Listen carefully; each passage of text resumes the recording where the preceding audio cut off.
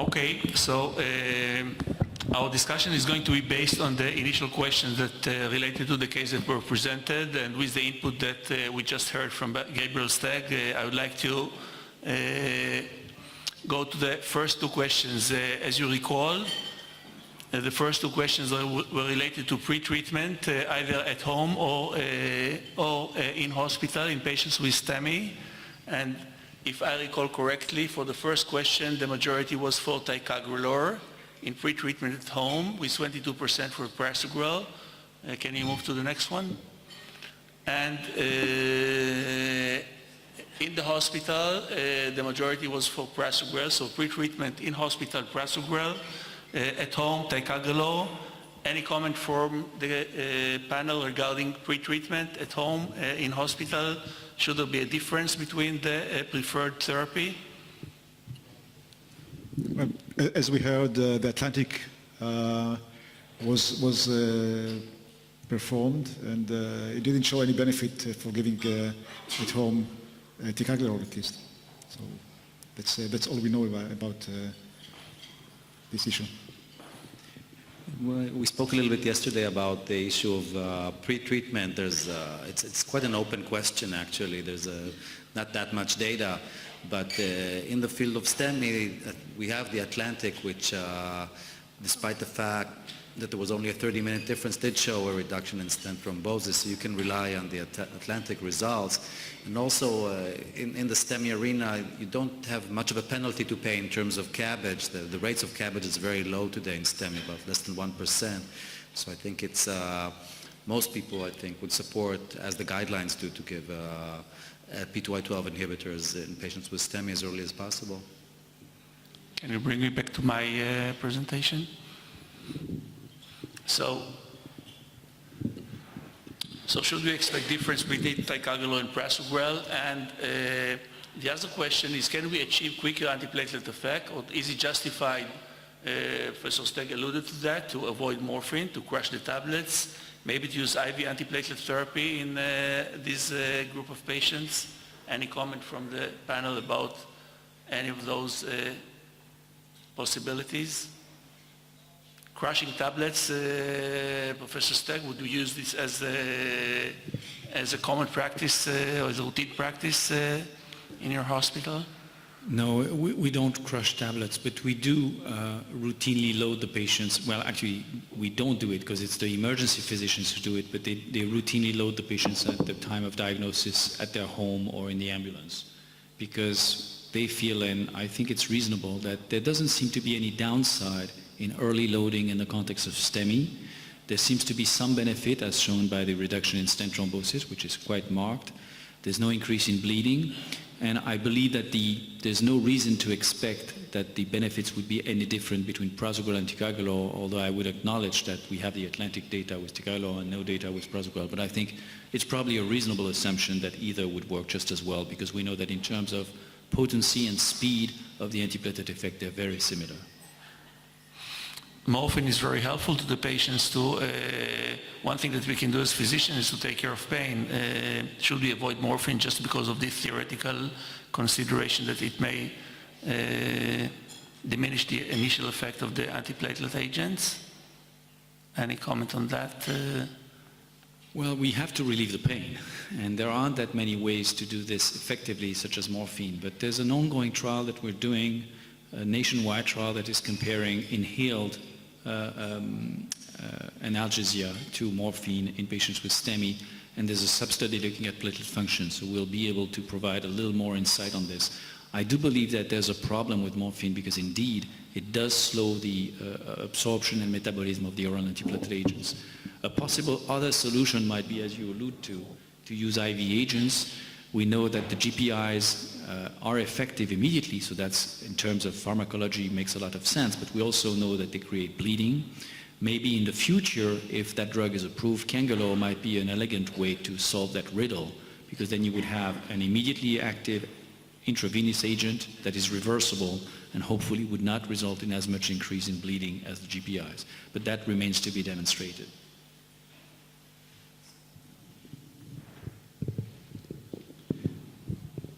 It seems at this point like a trade-off. It's a very effective pain reliever, but I think that the data are very compelling as to the effect that morphine has on the slowed absorption and slowed metabolism of all P2Y12 inhibitors and lesser effect. So at this point it's a trade-off actually. You do have to consider when you give morphine the fact that you'd probably have delayed effect of all the P2Y12 inhibitors. Okay, so we'll move to the, another question. What's the relevance of, I know in Israel it was emphasized quite a lot, so what's the relevance of diabetes in our decision-making regarding one of these P2Y12 inhibition? Eli, maybe you start on that. I think both drugs were shown to give benefits in diabetic patients, so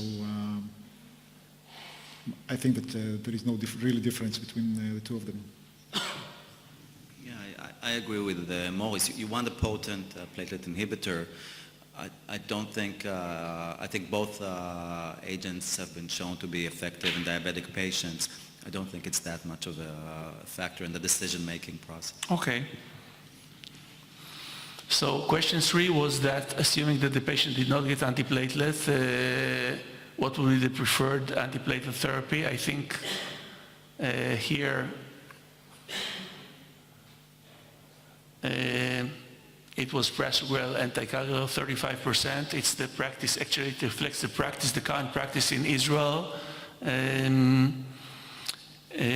Professor Steg, mortality benefit in STEMI, is there any difference between ticagrelor and prasugrel based on the entire trial and the subgroup analysis? Well, for primary PCI, I frankly think that the two agents are very similar. In fact, I think there's very little difference in potency between the agents. Indeed, I was intrigued by the mortality benefit, the cardiovascular mortality benefit that was seen in Plato, but I think it's going to be important to see future trials to see whether that is replicated.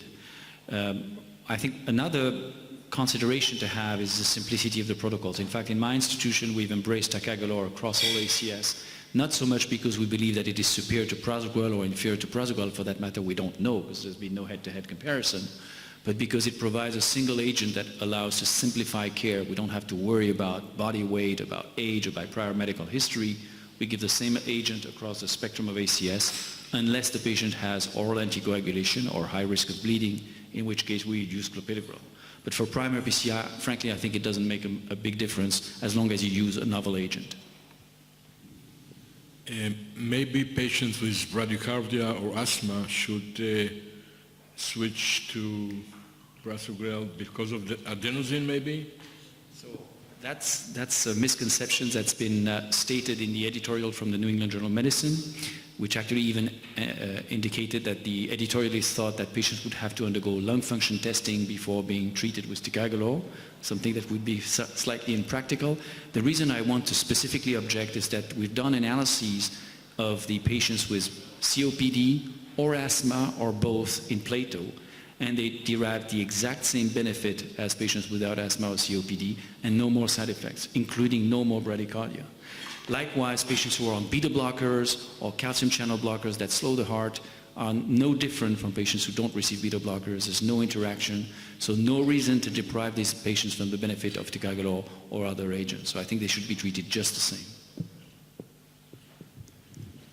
When we discussed this issue in our department about 2 or 3 years ago, we thought that in the context of ST elevation MI, you can never know if the patient is going to have congestive heart failure and have dyspnea. And that's why we prefer to give patients with ST elevation MI prasugrel rather than ticagrelor, just in case the patient will have dyspnea, we will not really know what is the reason. The same also for bradycardia. So for simplicity, we decided to give prasugrel for patients with ST elevation MI and ticagrelor for patients with non-ST elevation MI. Still, I know ticagrelor is a great drug. It improves mortality, but that's the way that we are doing in our department, in our hospital.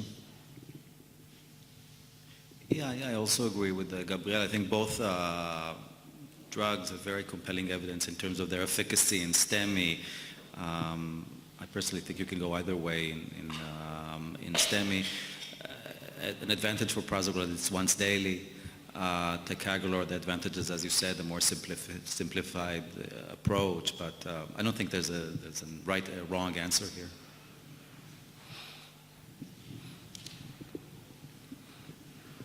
Okay, so first question is remember it relates specifically to the design of the Atlantic trial regarding pretreatment and its influence on stent thrombosis.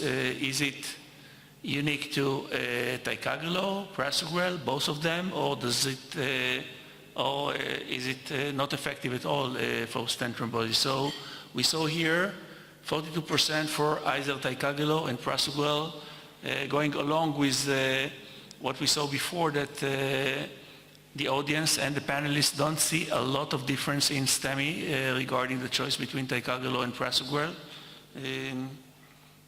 My slides.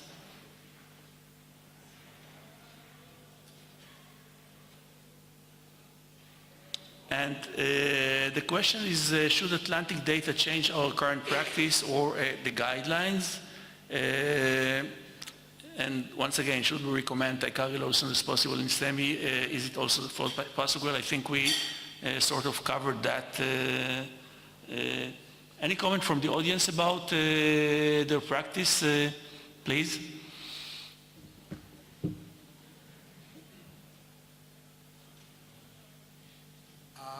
In my opinion, guidelines of practice should be informed by definitive, unequivocal evidence of benefit.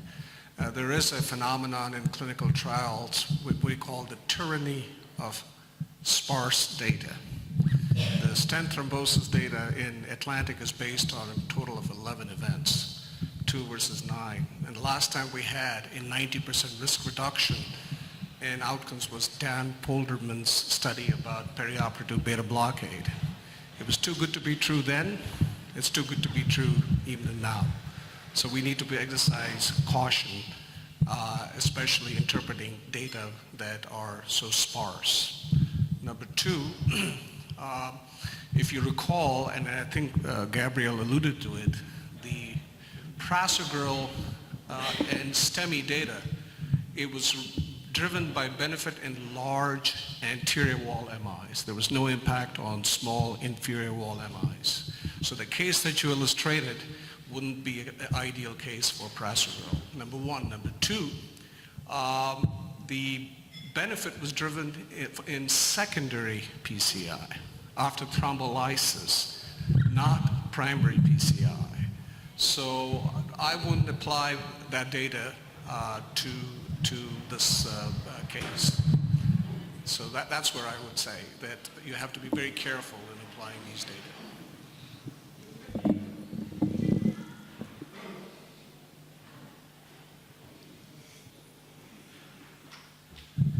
There's a big discussion or argument in our department as far as pre-treatment. And my opinion was probably 2 or 3 years before the data of Atlantic was revealed, is probably to give ticagrelor as early as possible. If it would not bring any benefit, it probably would not harm and maybe help. Our practice is to give clopidogrel. Well, recently I'm trying to implement the concept not to give anything for patients who come in for primary PCI, because it's of no use anyway, especially in view of the data that Gabriel Steg showed us, that even the effect of these rapid acting antiaggregants, ticagrelor and prasugrel, is much slowed down in STEMI patients, a couple hours, so there's no use probably. And even for the very small percentages of patients who would go for CABG, maybe 2%, there's no use. And we give the IV antiaggregants, and if there's a need, we give it on the table or very shortly after. So probably now we're trying if the time interval between the administration of the drug and the actual therapeutic intervention is very short, there's no use anyway in giving, probably no harm, but the benefit would be very, very small. So any comment from the panel about that? 1% risk of surgery, should it change our decision regarding the initial antiplatelet, Eli? I have two comments about that. The first is that I think it's a very low likelihood of CABG, and even if so, sometimes the CABG is not even urgent, so I don't think that's a factor. And regarding the delayed action of the novel antiplatelets in the setting of STEMI, that's very true, but the curves are not like this. It's not 4 hours and then it goes down. The curves are gradual. So even if you do give antiplatelets earlier, after primary PCI, which would be after an hour or so, you still get some platelet inhibition, which is more than what you would get if you would wait the hour or so. So I really don't think you have much to lose. And intuitively, I think that there is a good rationale of giving any antiplatelet agent as soon as possible in the setting of STEMI. Just a sec. Well, last comment from the audience. Simcha, one word, and then last comment from the audience about this question. We have another question. I said not to give clopidogrel, okay? If the decision is not to give clopidogrel, wait for the intervention and then give the definitive antiaggressant. Okay. Okay, Yochai. There is no data to support prasugrel pre-treatment. Preloading of prasugrel in non-STEMI cause increased risk of bleeding, and we have to take it into account. It might be that radial approach and everything has changed, but you have to prove it. So it might cause harm. So I think there is sort of a consensus that maybe no change in guidelines because the data is not that strong, but current practice, at least in most centers in Israel, and I think the panelists agree, is that to give one of these new agents as soon as possible in patients with STEMI. And if it helps for stent thrombosis, that's okay. If it doesn't, then no harm. We'll move to the, I think for the secondary prevention issue, Gabriel gave a lot of arguments regarding what to do about these patients and justify treatment. The decision was 50% not to give it, and in the other 50%, any of the above, no difference between clopidogrel, prasugrel, and ticagrelor. Gabriel, do you think that we can extend the results of the DAPT trial to ticagrelor? Maybe the risk of bleeding is going to be too high, or maybe you should give just 60 milligrams, as is Pegasus. Maybe the risk of ischemic events is not that high at that stage compared to the risk of bleeding. So DAPT was performed mostly with clopidogrel. There was no ticagrelor and there was a minority of prasugrel. So the results of DAPT really pertain mostly to clopidogrel. And I think it's important to remember this because it's a typical benefit to risk discussion. You're preventing ischemic events, but you're increasing bleeding. And of course, the balance of benefit and risk hinges on the type of agent. And there's a clear difference between prasugrel, ticagrelor, and clopidogrel. So I think the best evidence for ticagrelor will come from Pegasus. It will not come from DAPT. And when we have the full results of Pegasus, then we'll be in a better position to decide about ticagrelor long term. Overall, however, I was impressed by the magnitude of the benefit in terms of ischemic endpoints that was seen in DAPT. I recognize there's a price to pay for bleeding, but I think it does open the door for considering in selected patients at low risk of bleeding to continue therapy beyond 12 months if they had no bleeding events so far and if they have some features either related to the patient or related to the stenting procedure that puts them at high risk.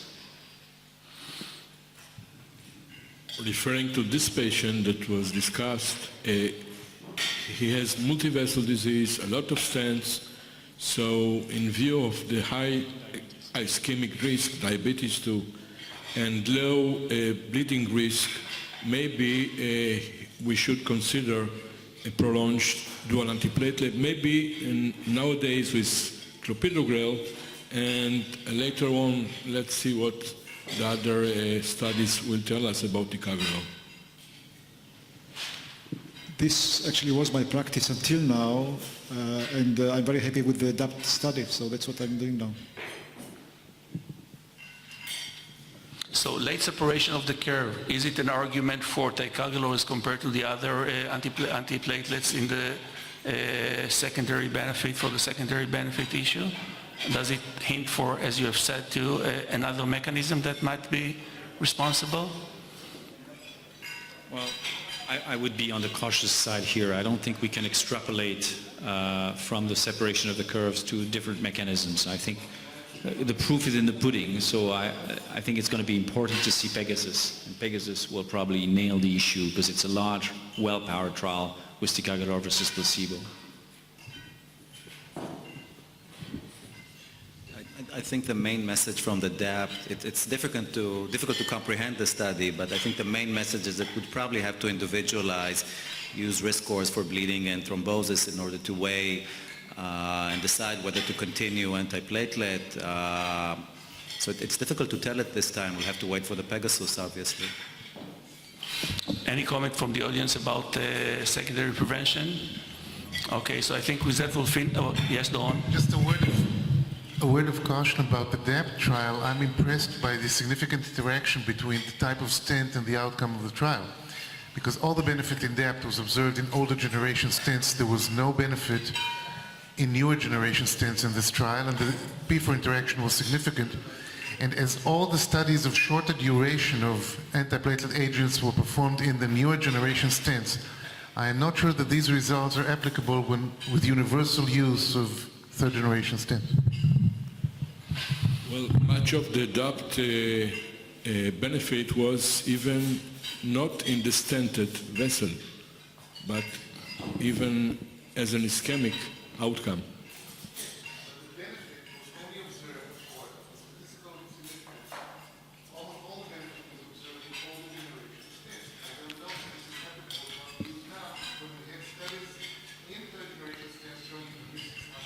Dawn, but some of the benefit was unrelated to the stent. It was related just to progression of disease in the native coronaries. So I think with that we can finish. I think after like almost 100,000 of patients were enrolled to antiplatelet therapy, the final decision is that we individualize treatment based on our understanding of the patient, and there is no final recommendation about what to do, just individualized decision and do what, as Professor Museli said, do as what we did before even all these trials, so it didn't help so much. So thank you very much for the panelists, for Professor Steg.